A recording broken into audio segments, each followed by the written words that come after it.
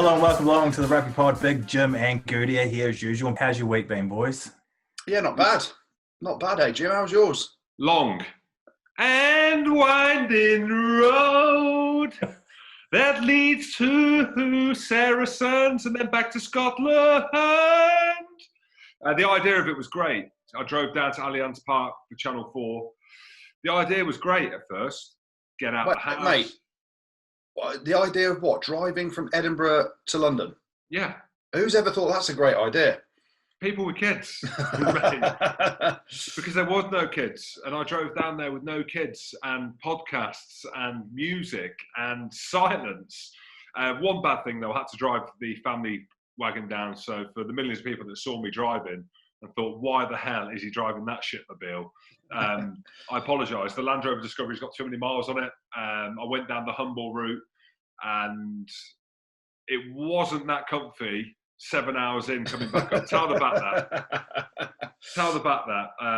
But the idea to get down and out the house and down to London or near London, Allianz Park, without flying, sounded good. I've been bugging ever since. But I enjoyed it. It was good. And it was the twins' birthday. Happy birthday, Max and Freya. Yeah, happy birthday. Happy It birthday. was a relaxing Sunday, that was.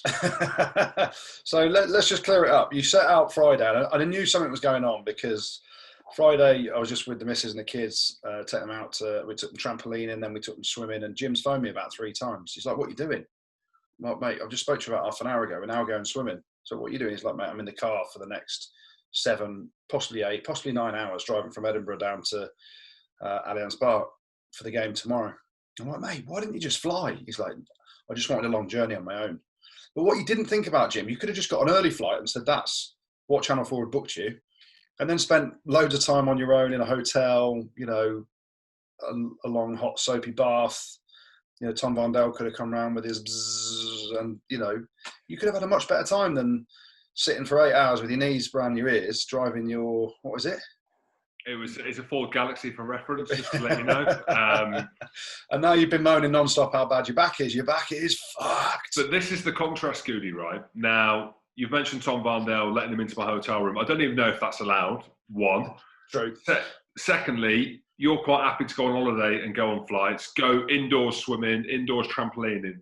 Hand on heart, I couldn't even fucking tell you what you're allowed to do. I don't even know what you can and can't do. So by me, going in my car, or the wife's car, so it's definitely not my car, the wife's car, full of crisps and sandwiches and banana skin, and I mean, there's a couple of trainers in there.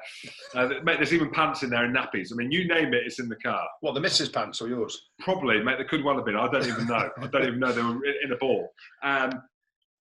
It's my ignorance to the situation we find ourselves in. I genuinely don't even know what you can do now. So I think for me, it's just easy getting in the car, take your pillow, jobs are good. Simple as that. And then how was it when you finally got to Allianz Park, Jimbo? Is it still called Allianz Park, or is it just called Park now? Stop being horrible. Stop being horrible, mate. Stop being horrible. Yes, when I went there, it was still there, and it was great to see some familiar faces. Being good and very different on this around Saracens. I have some great memories, and I was really excited to get down there. I was stiff as an absolute board, I'll be honest. I wore my best gear. And Channel 4, mate, I was doing it for them. I really, really enjoyed it. And we can get onto that because I made a couple of mistakes. Not mistakes. Arrogant. You are. Paper over the cracks, that kind of thing. And we can talk about that. But, mate, it was good. It was good to be down there and see a bit of European ruggers, mate. Let's talk about your emotions as well, because I think that's quite a key part of it for you. Yeah. Well, mate, I'm an emotional person. But after the game, I was just more sad. Not because Saracens weren't in another final, just more sad for someone like Brad Barrett, who I've always said is one of the best, if not the best captain I've ever played under, for, alongside. I mean, a man of, I was going to joke then and say, you know, you've got 2 great leaders on the field doing their thing and give it that, but I can't, because he is on a different planet when it comes to that. I know that Wigglesworth's leaving as well, off the back of that. He's still looking for a club, but I was just sad because a lot's happened in and around the club. I've been involved in their story along the way, and I put a tweet out and I looked at a bit of the interaction, and naturally you're getting shit off people. But, you know, we've spoken about it before. there's stuff at Saracens that you only kind of know if you've been on the inside. Now, it's not all perfect. It's not all enjoyable. I've questioned things on here about the kind of way I went about my business playing for the club, and did I get looked after as much as Amaru and George? Like, we've spoken honestly about them things. I've spoken honestly about them things. But ultimately, and I'll say it again, Nigel Ray and some of the people around the club, I genuinely believe are amazing people. And it is the end of a story for them. It's the end of the chapter. They're in a rebuilding phase. And you think about the situation that we find ourselves in this pandemic, which is endless and seems like there's no way out at the minute.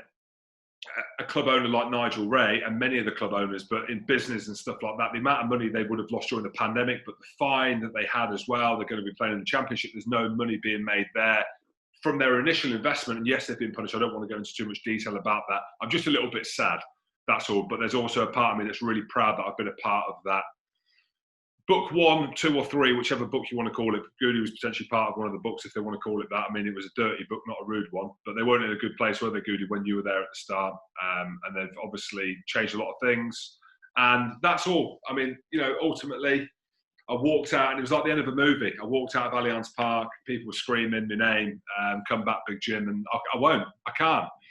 Not this time. Not until they get back in the Prem or Europe. But I might go down and watch them play Cornish Pirates. I don't know.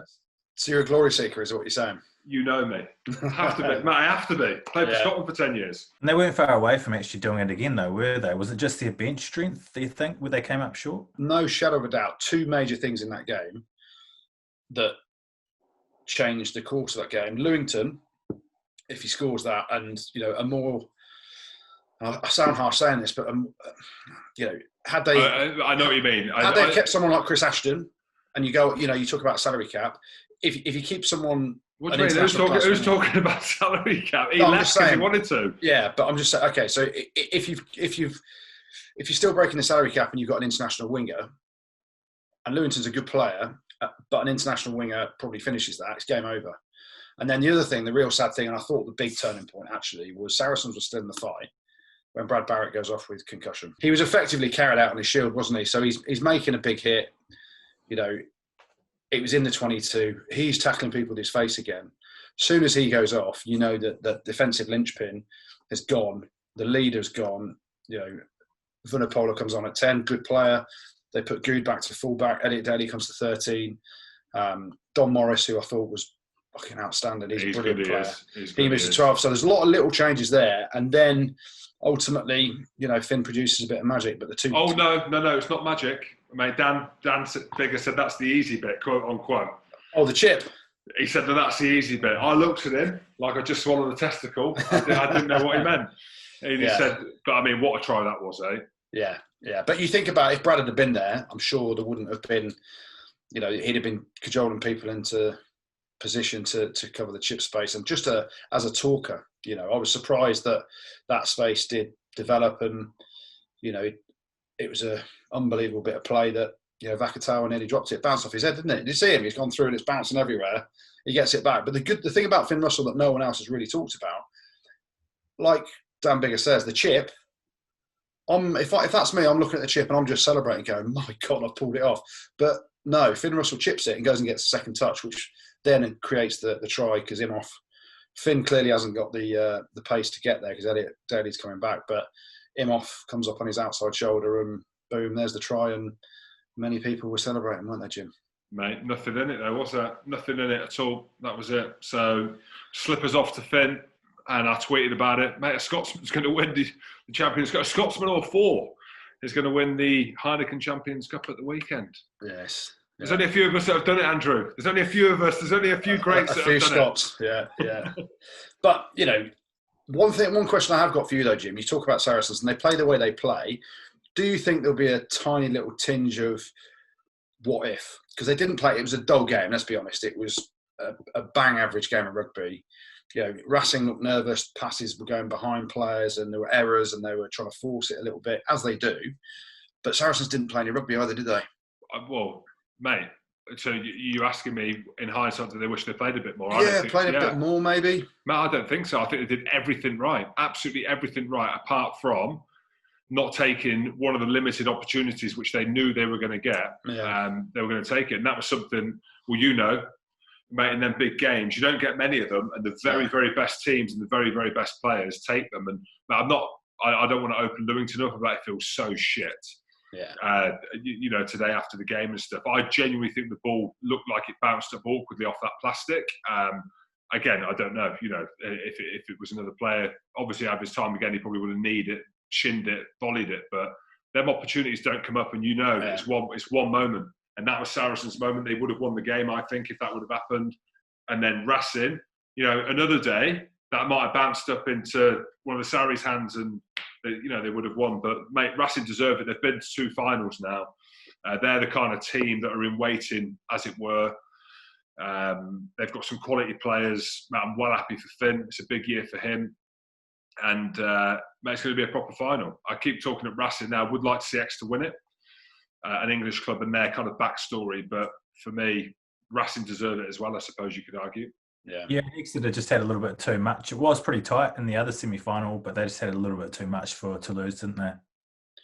Yeah, and Toulouse came big and strong and went into a lead, and you then start to think, have Exeter got this top tier level of rugby at the higher echelons of European Champions Cup rugby, and they answered the question. They rode the storm. They came back. They went back to type. They were obviously playing with a lot of possession, but they scored a couple of tries in that first half. The old pick and goo. Stop it. I mean, Luke Cowan-Sickie again with a tap and goo to get them pretty close, and then they, Simmons he ain't massive, but he is some player, isn't he? Like he's one of them that surely you can't ignore. Like Don Almond or what, he didn't come through. He wasn't picked, was he? But you're watching Sam Simmons, and you could list the load. We obviously spoke to Jack Willis. Again, you've got Curry, you've got Underhill, you've got Ben Earl, who's standing out as well. But it's the big games, right, where you want to try and stand out against, your Toulouses and your quarterfinals, your semi-finals, when it really matters. Mate, that's ridiculous.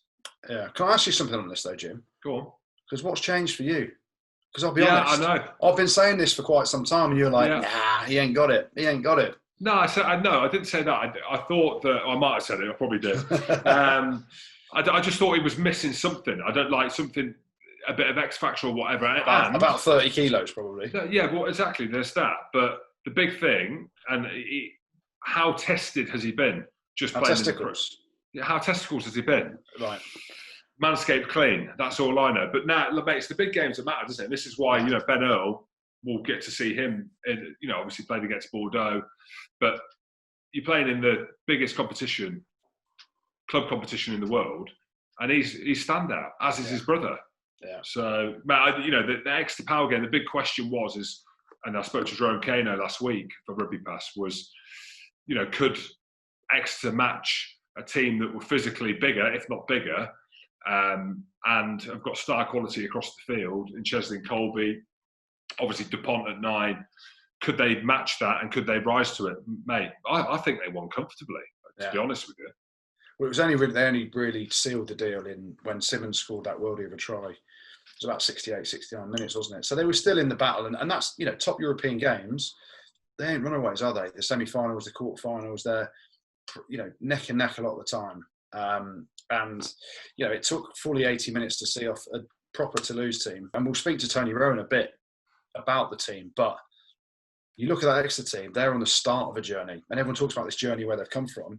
Look at that starting team. There isn't many old men, or if any old men, in that starting team. I think probably Hoggy's the oldest bloke, isn't he? Well, he looks 70, but he looks 70. Yeah, he does. And Witten looks old as well. But, you talk about the names, Simmons boys, they're both young kids. Maunder at 9, Noel on the wing, Slade, he's young as well still. You go into the forward pack, young boys there as well. It's not an old team.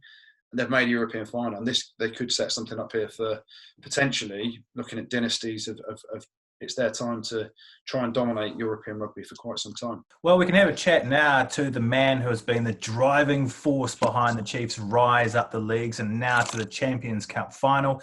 Exeter CEO and Chairman Tony Rowe joins us. How are you, mate? I'm very well, thank you. Very well, very well. Well, thanks for coming on, mate. I just want to start with a real easy question for you.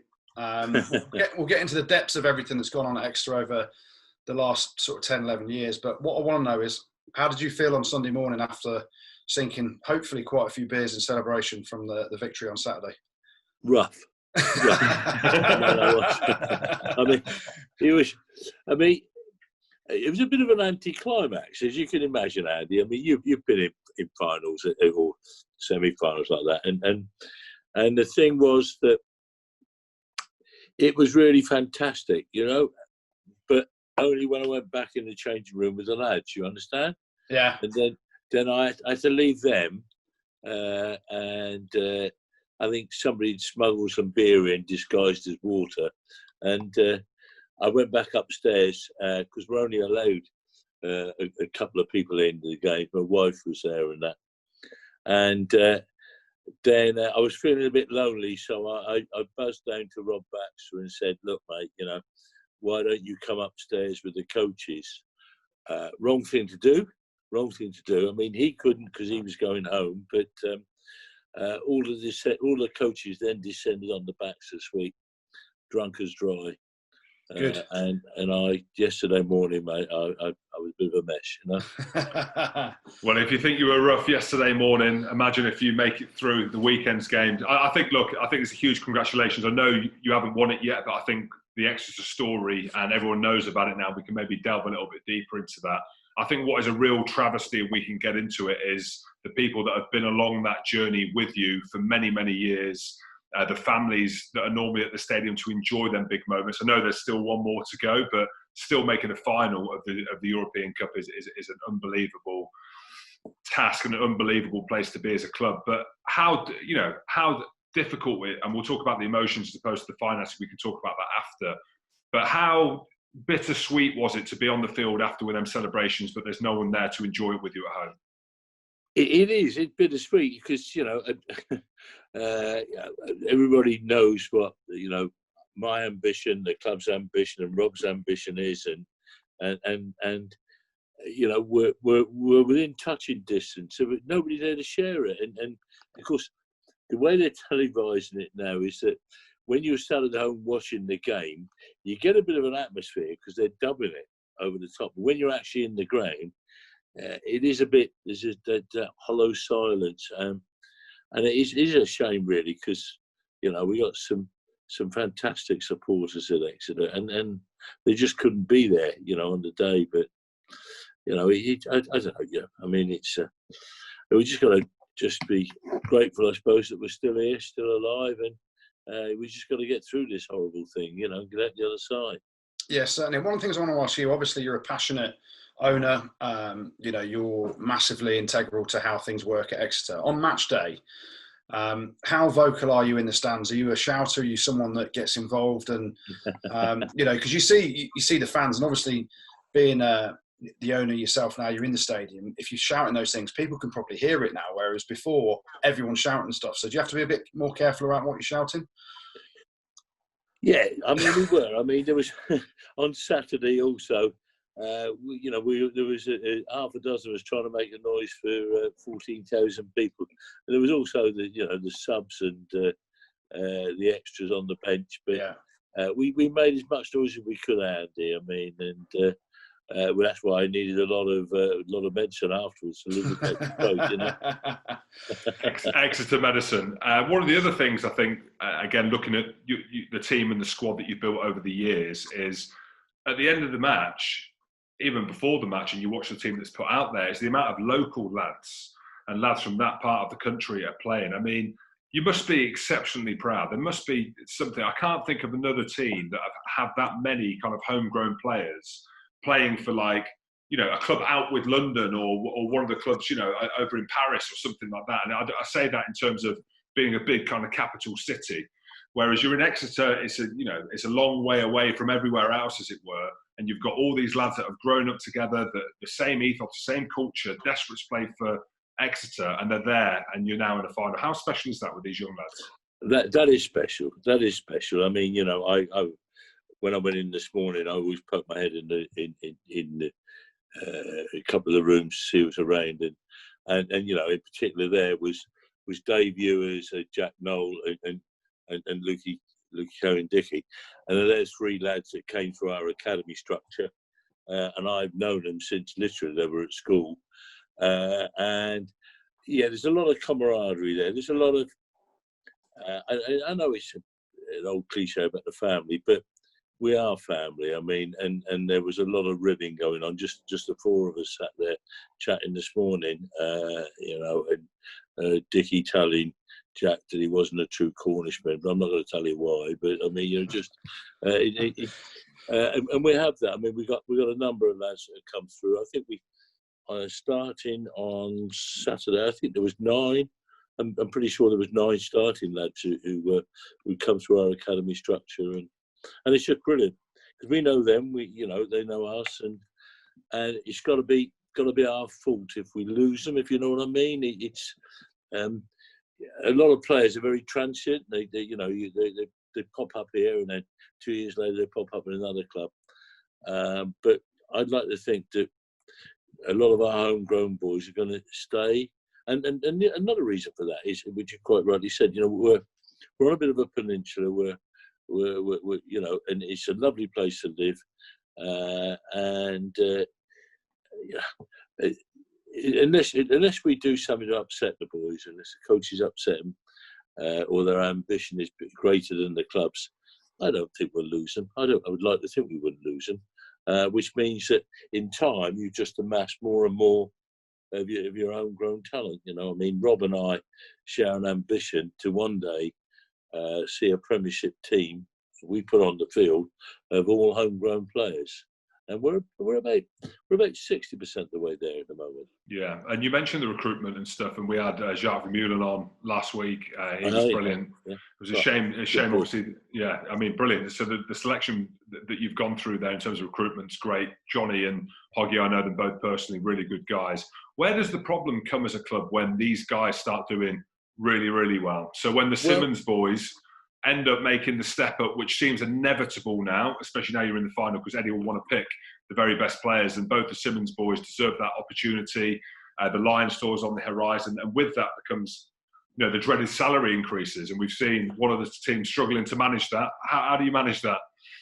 Right. Well, to a certain degree, to a certain degree, you know, they may want some more money, but there's a limit to what, you know. I mean, a lot of the lads I think are very sensible. I'm not sure about their agents, but a lot of the lads are very sensible.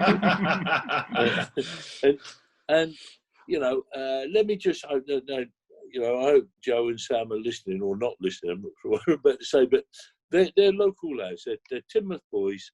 I know that they enjoy living at home or living in the locality of their parents, and you know, I've been at Timoth Rugby Club when they've gone back down there, and they're just normal lads. Now, you know, if you want to give that up and move on to another club, you've got to have good reason, because unless somebody wants to pay absolutely squillions for you, you know, nobody's going to make you an offer that you've got to think about what the value of living in the West Country, living close to home. You know, mum cooking your Sunday lunch now and again, and just the friendship and that. I mean, you know, you guys that have been around rugby clubs, and you've done it. You've gone from one club to another, and you know, it isn't easy. Some of the places you've got to go and live when you know, to play rugby. There's not a lot of choice in England, so you got to go to France. Do you want to go to France? No. I don't know. I mean, no. You know, we both did. So the reality is that the good thing we got going for us at Exeter, it's a really lovely place to live. You get to talk to me now and again, and you know, and so we sort of got that on our side a little bit. And so, provided we pay the going price for these lads, you know, we'll hang on to them. But you're on there about succession, but you will remember a couple of weeks ago we put our change-up squad out. Now that change-up squad's going to be running out on Wednesday night, with me, and all the media was saying we're the second best team in the Premiership. Well, yeah. The majority of that is made up of our academy boys, the next string, the guys coming through, and so you know, although we will perhaps we'll lose some of our key players. In time, they may get injured and not be able to play, or we'll take, for instance, I mean, next year or this autumn, we're expecting to lose probably 9 guys. And so our sort of change-up boys have got to be ready to step in and take their place. And, I'm pretty certain, not that I get involved in what Rob says to them, but I'm pretty certain that Rob will expect them to perform the same as their teammate who's gone on to play for their country. So, I'm not over worried about it. We've got a big squad. We pay to the maximum salary cap, we've just got to manage it, and Rob does a very good job of that. Yeah, and how much do you want to see the guys go on? I know it sounds like a throwaway question, a bit of a stupid question, but there's a load of lads that deserve a look in now off Eddie Jones. Johnny Hill being another one that needs to come into contention. The Simmons brothers, we mentioned that, whether Joe decides that he's had an Irish Wolf fan before and could play for Ireland as well. But with all that stuff, and obviously losing Hoggy and Johnny, how desperate are you for the English qualified guys to go on and pull that white jersey on? We want them to. We always want our lads to succeed internationally. If they're good enough, then that, we get a lot of satisfaction, a lot of pleasure out of seeing those boys running out and representing their country. But that's the challenge that we've got. We've got a fantastic academy. And I had some numbers over the weekend from my academy manager.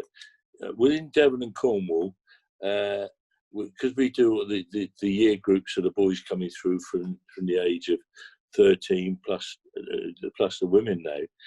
In a given season, we're coaching 2,500 kids through our academies, and so if there's talent out there in the West Country, we'll spot it, and we'll make sure we look after it and bring it through. And I'm very confident that our academy structure that we'll find all the young boys to come through and replace our current international at the moment when they become old men and Eddie doesn't want them anymore.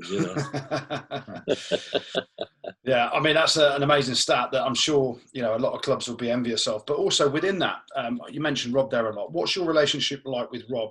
Because obviously there's been a lot of success, but as an owner, how hands-on are you in terms of some of the decisions that get made? Do you give him carte blanche to do what he wants, or we've seen other owners at other clubs that get involved in selection? I don't think that's you, but obviously when it's a lot of your pounds and pennies going into the club, and especially at the current time, you want to make sure it's being spent the right way, and therefore that's the question: how much do you get involved with where every little penny spent?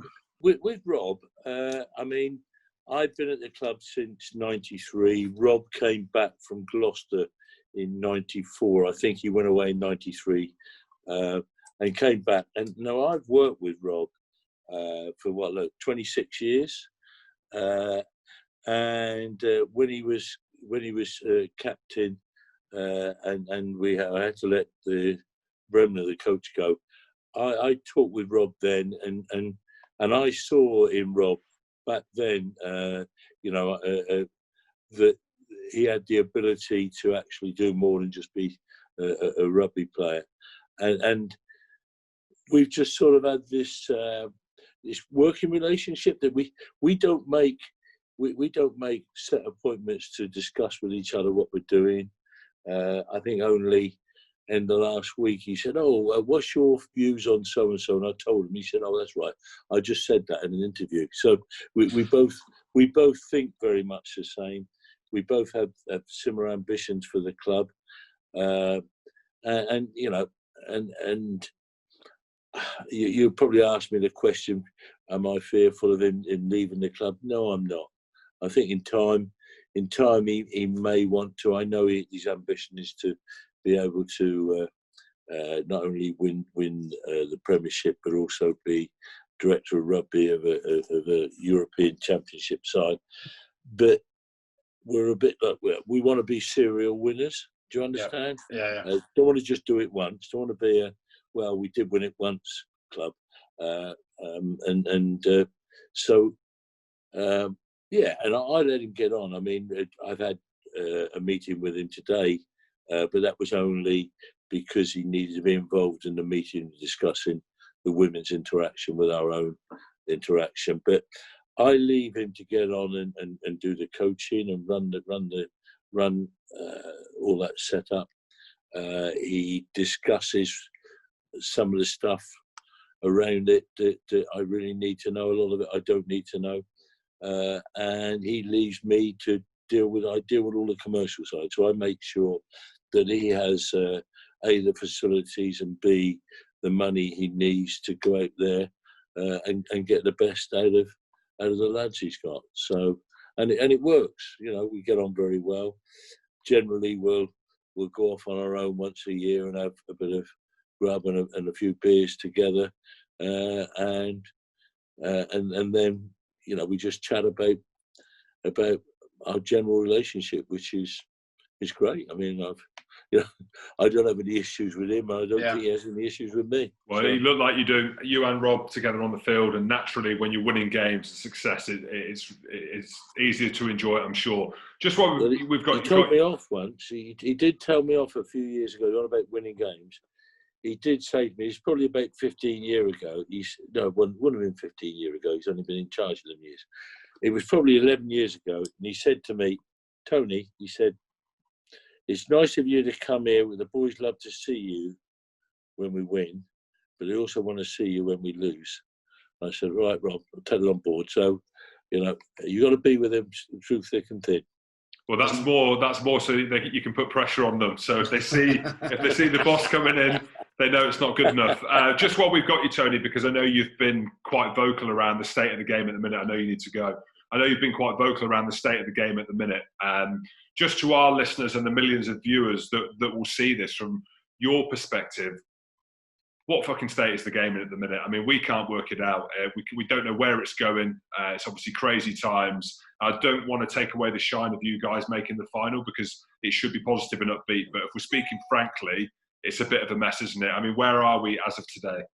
It is a hell of a mess. And you know, just when, you know, in a way, if you rewind a year ago, the CVC money, you know, the Premiership had done the deal, and there was an expectation of clubs getting back on their feet properly, the game moving forward, and you know, it's this COVID thing. It is just it's disastrous. And you know, I mean, I'm going on a call now with all the other chairmen of the clubs.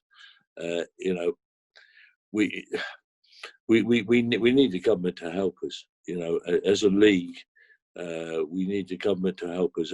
Fortunately, at Exeter, you know, we're fairly good there, and you know, we'll scrape through it by our fingernails. But I'm afraid unless the government do something, we're in trouble in the Premiership, because we're not rich like the football clubs, and we need the gate money. We need the bums on seats to actually be able to afford to do what we're doing, and this is just putting even more pressure on us when we were just trying to get through and get the game and all underway again. I know it's a bit of a mess. And just on that note, a couple of questions around it. Can you see some clubs actually potentially going bust if the government don't step in? And B, is one of the things that the clubs are talking about that you may delay the start to the Premiership next year till we can actually get some bodies in the stadium, because clubs are hemorrhaging money left, right and centre? I'm not sure, Andy. I mean, we are in Exeter genuinely shedding £1 million a month. Wow. You with me? Yeah. And as you know, having been involved in it quite recently, most of the clubs are structured the same. Most of the clubs have got the same sort of turnovers, same sort of wages, and so, you know, any business can't afford to just, you know, lose £1 million a month. And you know, if we can't have bums on seats through to, you know, next March or beyond that, it's going to be really challenging for some of the clubs. But having said that, we have been told by, because we're all working very hard to get some sort of government support, and the government have indicated that that they will not let a club flounder. But I don't know what that means, mate. I hope I'm not saying the wrong thing, but we need an injection. The PRL needs an injection of about £100 million, and then we get through to the end of the season with nobody on, no bums on seats. But even then, some clubs will still be struggling. I mean, we're projecting, if we have to go the whole season with no supporters in the ground, our losses through COVID, say for instance we go to the end of the season, our losses as a club are going to be around £12 million, and that's a lot. It's a lot to make up, and it's the debt with the clubs that have got the assets that have been able to borrow the money or borrow the money, and it's the debt. And anybody in business would tell you, you don't want debt. You've got to service debt, and with the clubs pre-COVID just getting back on their feet, not many of the clubs were making any money, if any at all, and that was without this sort of debt. So if each of these clubs have got debt running, say from £8 to £12 million, that's a big debt to carry around in an industry where you don't make a lot of money. So it is challenging times financially for all the clubs. All right, Tony. Well, thank you so much for joining us. Best of luck navigating your way through all this off-the-field financial situation. And, of course, best of luck doing the double this year with the Champions Cup and the Premiership. I'll come back to you in a few weeks' time. Let's hopefully with 2 cups, all right? Wish you all the best, mate. Thanks for coming on. Thanks, Tony. Thank you very much. Great bloke. Great. Yeah. It's great. I mean, great to have him on, actually, although he did put me back in my box that he's not the owner. Who knew? I thought he was. I thought he was. Yeah. Well, I tell you what. Before we come on to that, he didn't like me, did he? Well, you're a Saracen, mate. He sees that as you being part of the salary cap issue. Well, the funny thing about it is after every question he was like, "Well, Andy, yes," he was acknowledging you. He didn't even fucking acknowledge me. I don't think he knows who you are, mate. He knows, mate. This is why he didn't acknowledge me. 2016, I ripped the title away from Exeter with that turnover, the line-out sack of them all, from under his nose. That's why he should have just said it, mate. He should. It was not that it was uncomfortable, but mate. He didn't like me, but he's still a good lad. He's still a good lad for coming on. He's got a very good reason. But yeah, I mean, it's great to have him on, let's be honest. We had Simon Orange on a few weeks back, who's one of the owners of Sale. Everyone sort of knows that Tony Rowe is the money man behind Exeter Chiefs. So yes, it's a limited company, PLC, call it what you will, and SW Comms are part of that. But he is the driving force. As he said, he's been the driving force. But it's great to have him on and just hear some truths around the game. Like £1 million a month that they're burning through at the minute. And we talked about pre-COVID, the game wasn't sustainable then, was it? So then you come into making wage cuts and everything like that to keep clubs afloat. And hopefully what he did say at the end, where the government have said that clubs won't go to the wall and they'll hopefully make sure that doesn't happen, rings true, because there's going to need to be a lot of help if we can't get bums on seats until March. Aside from the financial aspect, it is, and I'm going to swear, it's a fucking travesty that they go to a final with no fans and their families can't come. I think I don't care. I'm quite happy to put myself out there. I think what we find ourselves in is absolutely ridiculous, and I do feel sorry for them. Yeah. Not just them. I feel sorry for all the clubs. But if we're talking specifically on Exeter and the journey that they've been on, mate, they're in the final of the biggest club competition in the world, and no one can be there to enjoy that with them, whether they win or whether they lose. It is an absolute travesty. Let's have a look at the Challenge Cup now. Goody, you were commentating on Leicester's defeat at Toulon in the Challenge Cup on Saturday night. What did you make of it, mate? A few things, really. First of all, there's been 2 games on that Toulon pitch in about 8 months, and it was like a farmer's field had just been ploughed. It was shocking. But that's no surprise in France, because the stadium pitches there are run by the local councils or government, and they're just shocking pitches, a lot of them, aren't they, Jim? Awful. Yeah. Mate, well, you saw that the first. I mean, how do you ref it? Mike Adamson. There was. You say, how do you ref it? I'll be honest, badly. Yeah. Mate, it's a shame because he's been brilliant, Mike has, for the Pro 14 games that I've commentated on, talked him up a storm. Mate, probably got him the gig, to be honest. And then, mate, he wasn't great. He wasn't great. And I'm only going off the back of listening to your comms. He's not great because I didn't watch it. I just listened to it. So, mate, this is on you. If it might have been great, oh, mate, this is on you. I just thought that, people have asked the question. So obviously with the pandemic that's going on at the minute, you've got obviously a neutral referee in Mike Adamson, but then you've got a French TMO, 2 French touch judges. The first things, the first try, Parise has stripped the ball out. I think it was Lavanini's arms when Lavanini's literally lying on the floor for about 3 seconds, like tackle complete. And at the time, the angles that you get, right, when you commentate on BT Sport on a French game, it's not run by the BT production crew. It's run by the French. So they don't show you the best angles. They don't show you the angles. They're probably looking for Why? Why do they not? Why? Exactly. And so that when I first see it, the angle that we got, I was like, that's a hell of a strip from Parise. Then you see the replay. I'm like, hold on a minute. That's a penalty. That should be a penalty to Leicester. Mike Adamson missed it. You got Roman Poit on the touch, still coughing. Now, I didn't hear a cough, actually. I think they just turned his mic off until he wanted to get involved. And he gives a penalty later on in the game when it was fairly tense, a scrum on Toulon's line. Oh, I saw the scrum. And he does, from the side, he does Ellis Genge for hinging. And then I'm like, well, obviously we didn't see the scrum. And then 2 minutes later, they show the replay. The tighter's lying on his front. The tighter prop is licking the grass because his legs are back in 3, 4, 5, 10 yards, 20 yards behind him. The penalty should have clearly, I know nothing about scrums, but it was clearly against Setiano, the tighter prop. And I'm like, oh my days.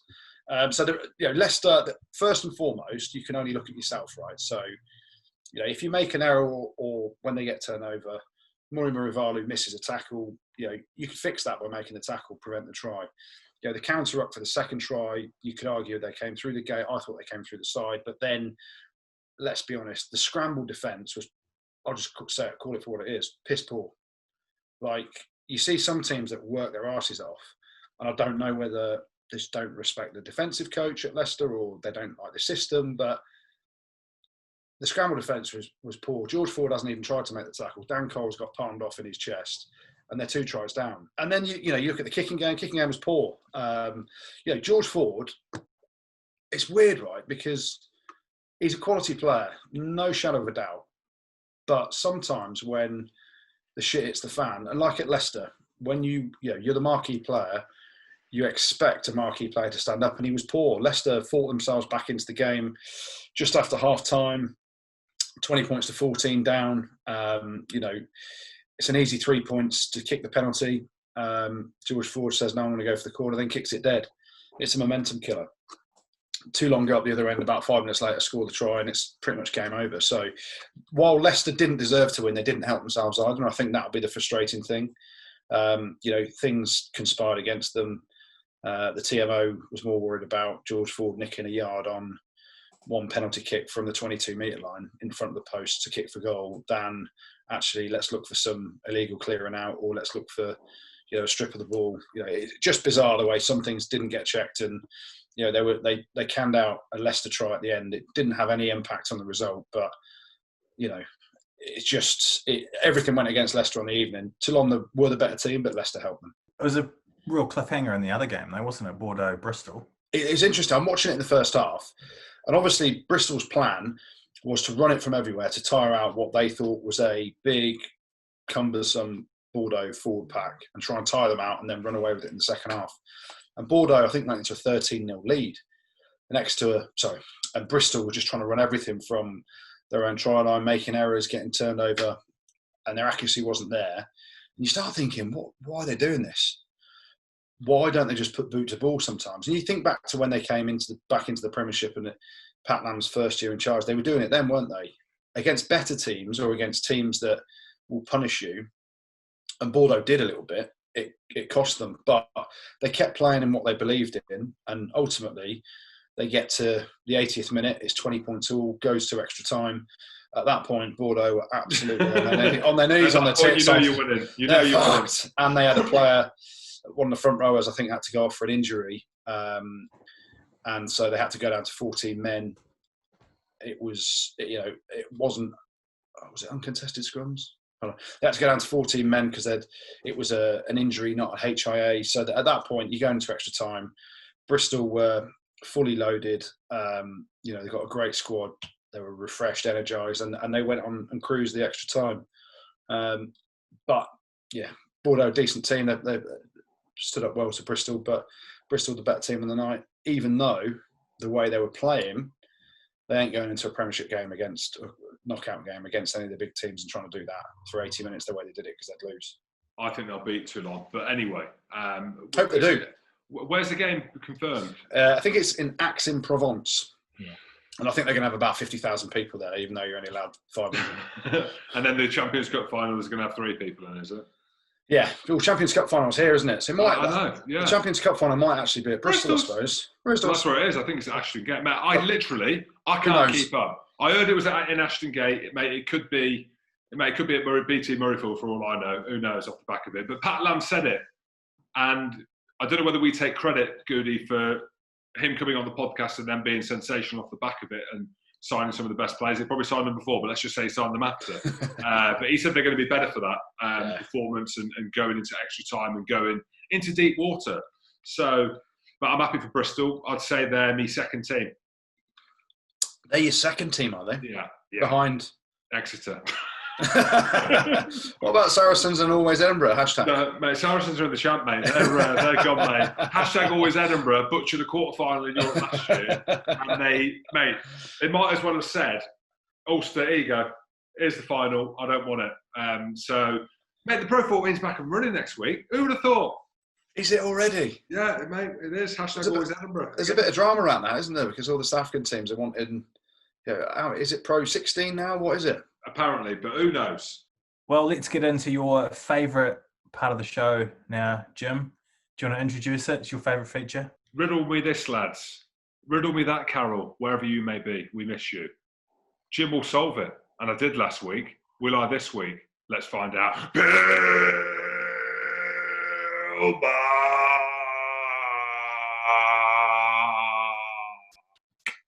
All in one breath, hit me. As you said, Carol was away filming this week. She'll be back again with us soon. And she sent another riddle that I'm going to read you out now. Here we go. A bus driver was heading down a street in Colorado. He went right past the stop sign without stopping.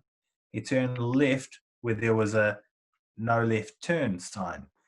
And he went the wrong way on a one-way street. Then he went on the left side of the road past a cop car. Still, he didn't break any traffic laws. Why not?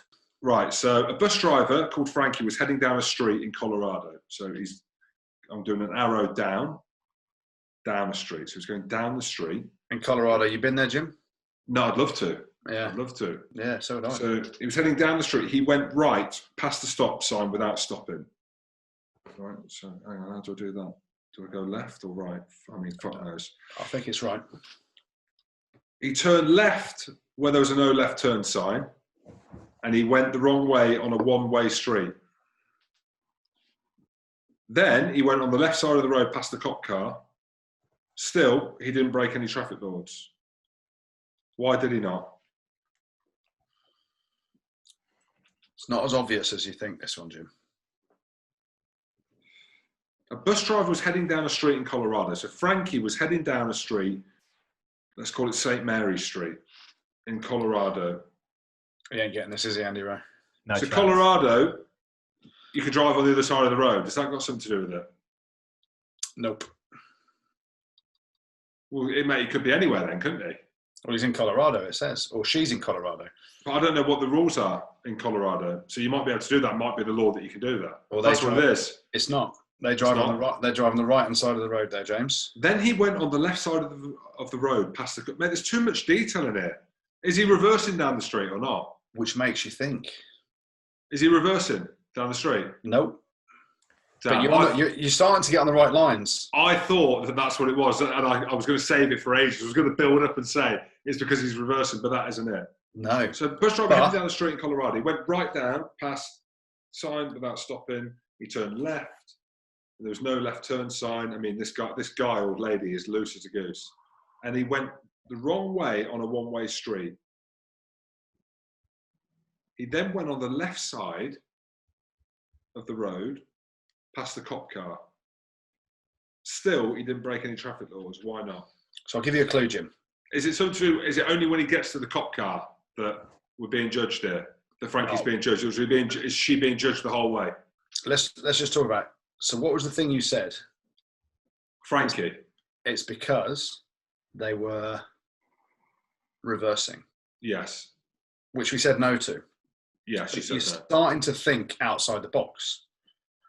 So it's a bus driver that if it drove a bus as described, it would be clearly breaking laws, wouldn't it? Yeah, exactly. That's what I'm thinking. And then you said, well, it's reversing. Maybe it's reversing because you're trying to think of something different. And it's not reversing. It's clearly not driving down the street in the way described. So what else could it be, James? He went right past the stop without stopping. He went right past the stop sign without stopping. Well, that's against the law. He turned left where there was no left turn sign. Why don't you try doing the actions again and get into the mindset of the bus driver? All right, okay, let me just think that. So Frankie's driving down the street in Colorado. He went right past the stop. Is that... Why are you adding in words? Why are you changing some of the words, Jim? Oh, no, okay, right, I've got it. Okay. So Frankie was heading down a street, so he's heading downhill. And you said he was driving down. He went right past the... Got it. So he went right past the stop. So he went right past it, so he didn't turn right. How did the actions go again? So the bus driver was heading down the street. Okay. And then yeah. Why are you doing those actions? Because I'm driving. Are you though? Are you telling me after all this that this guy's walking down the street? Yeah! This is ridiculous, lads. Has Carol sent that in? She has. Oh my word! She has. That's ridiculous. Like it's right. Well, that's it. I'm going to think easy next time then. It's just using the brain, Jim, isn't it? Like you complicate it. You start throwing names in there and then directions that are different and words that aren't in the riddle. I'm going with what's written down. That's what I'm doing. But at the bottom, well, you changed was heading down the street to was driving down the street, so you confused yourself straight away. I was trying to personalise it all. That's what I was trying to do. I was trying to put myself or that woman in that bus. Yeah. Right. That thrown me. But hey, would you say I got that? Yeah, 100%. Yeah, okay. Absolutely. Yeah, no, well, thanks very much. Thanks for that, Carol, as well. I solved it again. Riddle me this, Carol. Riddle me that, lads. Jim just solved it. It weren't a bus driver in the bus. It was a bus driver walking without the bus.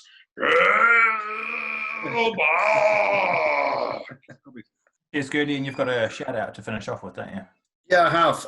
It's a massive shout out to Nick Stephen, who got in touch with me over Instagram.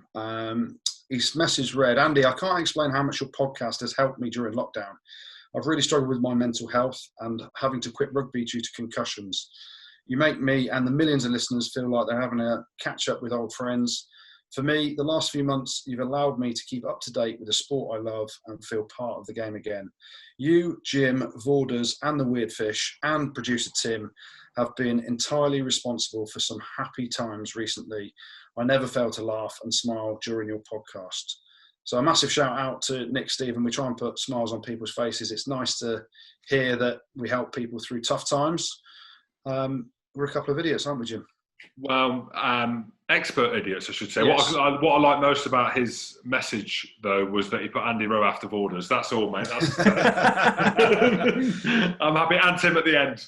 That'll do, producer Tim.